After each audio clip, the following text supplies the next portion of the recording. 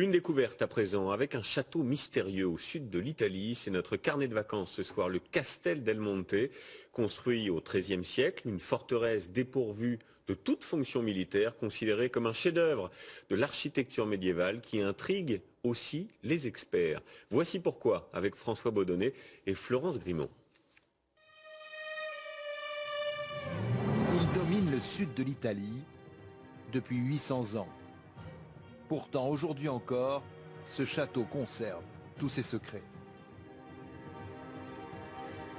Avec sa cour intérieure, ses murailles épaisses, encadrées par des tours, on pourrait croire que, perché sur sa colline, Castel del Monte est un banal château fort.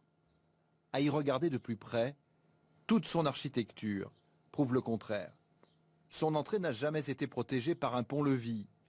Il n'y avait pas non plus de douve pour empêcher des ennemis de l'atteindre.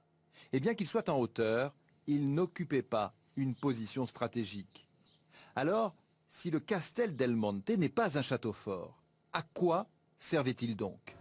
Depuis des siècles, l'architecture et surtout la forme de ce château intrigue les historiens et les experts. Ils tentent par tous les moyens de percer le mystère du Castel del Monte. Une forme unique, basée sur le chiffre 8.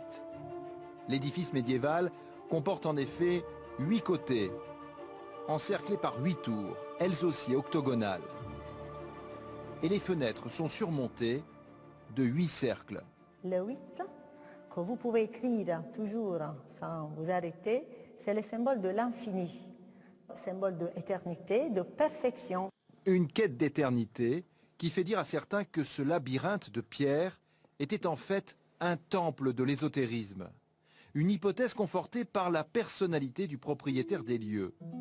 Frédéric II. En 1240, il règne sur le Saint-Empire romain germanique. Il est un souverain attiré par la spiritualité et par l'islam. Frédéric II parle arabe et grâce à son amitié avec un dignitaire musulman, il se fait remettre les clés de Jérusalem sans verser une goutte de sang. Au XIIIe siècle, ce château a une particularité. Il est, dans tout l'Occident, le seul lieu de rencontre entre la chrétienté et le monde musulman.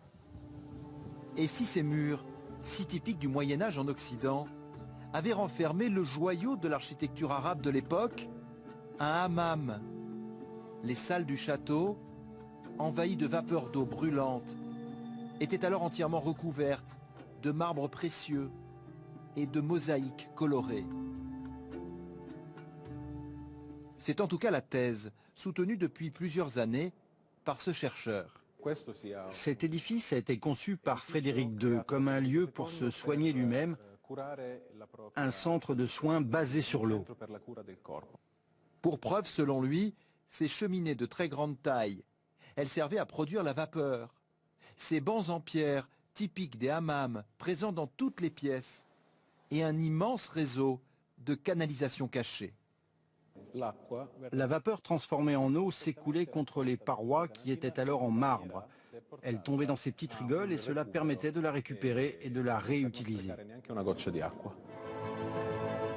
Palais arabe dédié au bien-être du corps, ou temple de la spiritualité, pavillon de chasse ou observatoire astronomique. Plus qu'un château, le Castel del Monte est un mystère qui reste entier.